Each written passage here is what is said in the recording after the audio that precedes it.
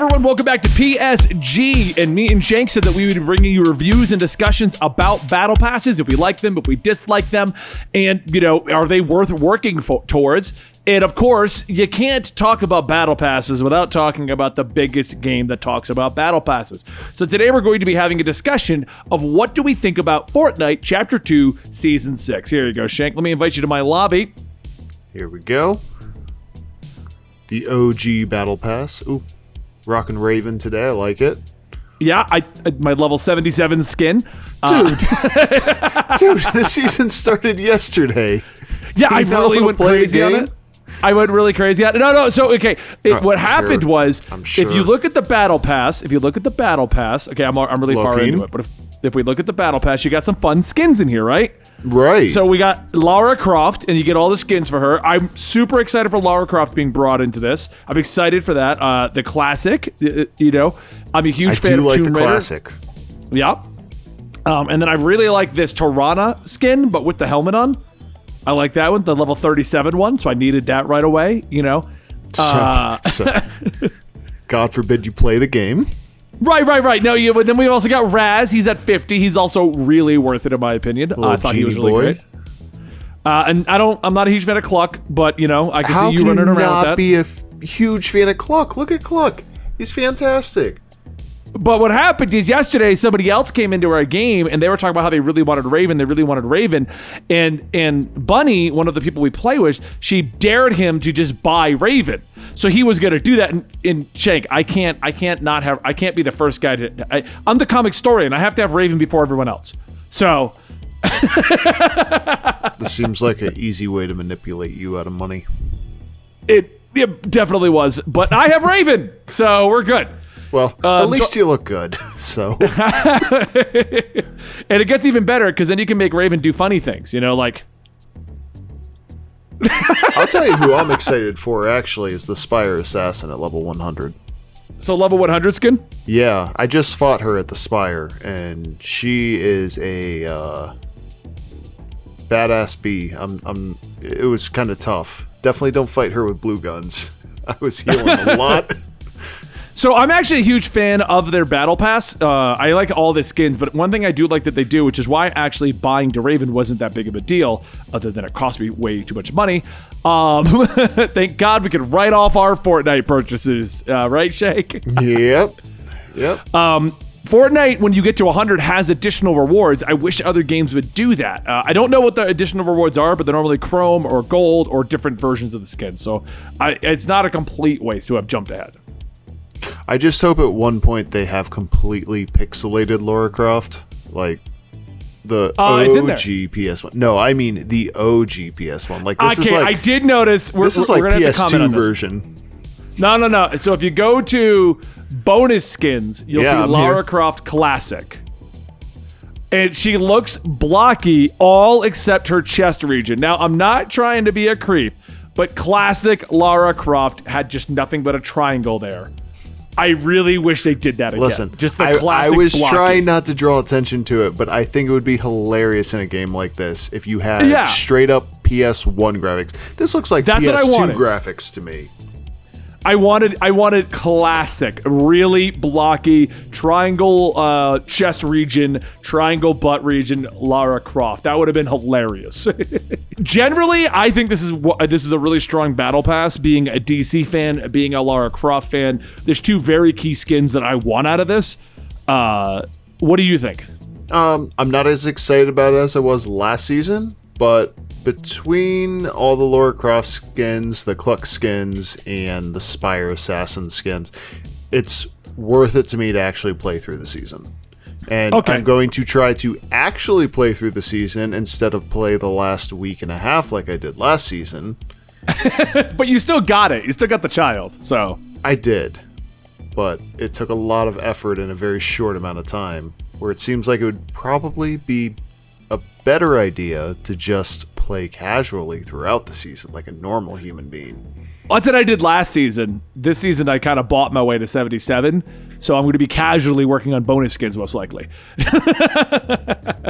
All right, so the next thing I want to talk about is how this season's structured out. So it's got A various questing situation. I'm not a huge fan of the tiered out system, but I don't honestly remember how long it's been around at this point. I like just more direct questing because I can kind of plan out what I'm doing better instead of going, oh, there's another portion of this. What is the next portion going to be? But one thing that I did notice they kept this season is they've kept the bounty system. The bounty system is still around. The NPCs are still around. You can still talk to the NPCs. You can still buy things from them. But what they've done now is they've also added in the ability to craft weapons on the fly. I think this is a huge improvement to the game. The crafting before, you had to find the craft table, and you didn't even know they existed. Yeah, I found out in the last 48 hours about upgrading your weapons and crafting, which, don't shoot me, I just started playing this game last season. But he was like, how do I craft? I'm like, you gotta find a table. They're really not worth looking for, in my opinion, unless you know what you're trying to do. They seem to have both systems in place now. I enjoy the tiered system because it gives you high XP missions first. I enjoy the bounty system that they seem to have kept around. Next thing I want to talk about is the big map changes that we can drop in now. We'll go check them out directly into them. The spires are all over the map. If you get the orb from the spire and you bring it to the middle, you'll get jump boots, and we're already planning a video for that.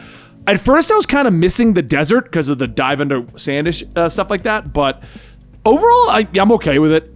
I mean, I didn't actually use that too much. The spire was fun. There's a lot going on there. Well, yeah, but there's also mini spires. You can get an orb, bring it to the big spire, and get more loot. I didn't realize there were mini spires. We should play mini spires. I didn't either until I saw a video. He drops an orb, you bring the orb to the middle, they'll give you jump boots. I like the new characters. I think you and I found the new pirate character. He was fun to kill. Yeah, I just been running around trying to find as many characters, and also fishing. I don't know what it is about games and fishing, but I always find myself just standing next to a lake. Why? Why would you do this?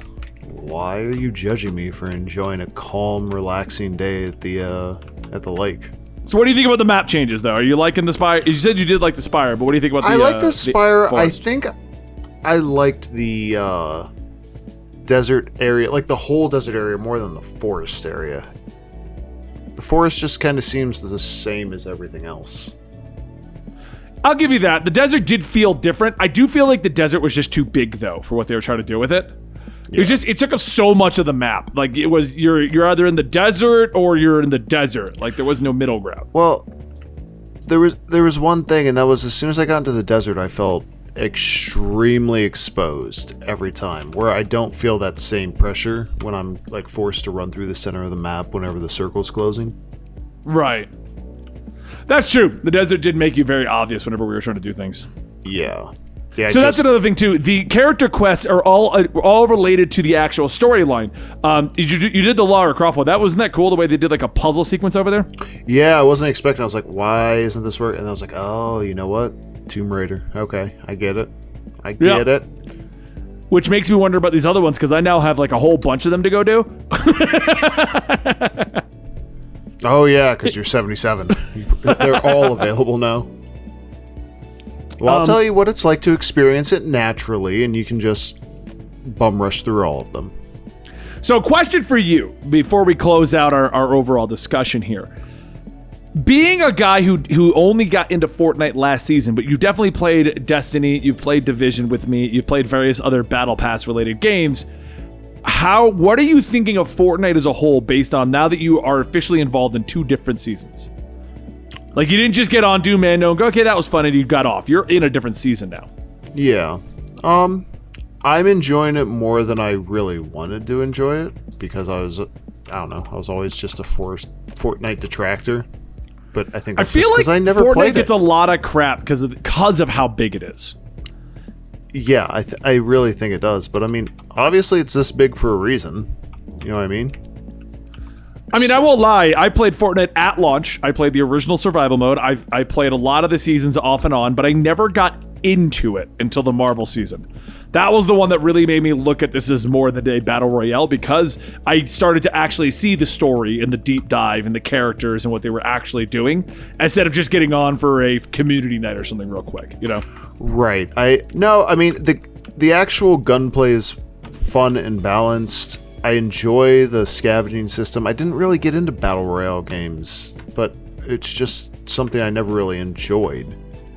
Or never really tried, I should say, not never really enjoyed. So don't know. I think overall I'm actually enjoying it. I don't know it'll be able to keep my attention the entire season. But I think it will, only because Fortnite changes every week, which is why you and I are going to be discussing the changes each and every week on our story updates every week.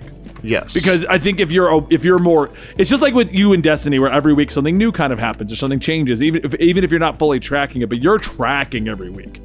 You know what I mean? Right. I think I'll be able to sign on like once a week and work on my season pass. I don't know that I'm going to be playing it like I have the last like 2 weeks, where I've just been constantly playing. But it's fun. It's fun game, Shank. Either way, I hope you guys enjoyed our little overview of this season's Battle Pass. I mean, obviously, most people who are going to watch this are not going to be convinced to join Fortnite. You are just Fortnite fans who are wanting to know, oh, did they like it? Did they dislike it? We're looking at this from a unique perspective, though, as me, as somebody who's played since launch off and on, and Shank is someone who's never played since launch off and on. Maybe I should do a locker tour at some point. You can see all the skins I picked up throughout the years. Yeah. It's a lot more since Marvel. Mine's pretty sparse. Thank you, guys. We'll see you next time right here at PSG. See you.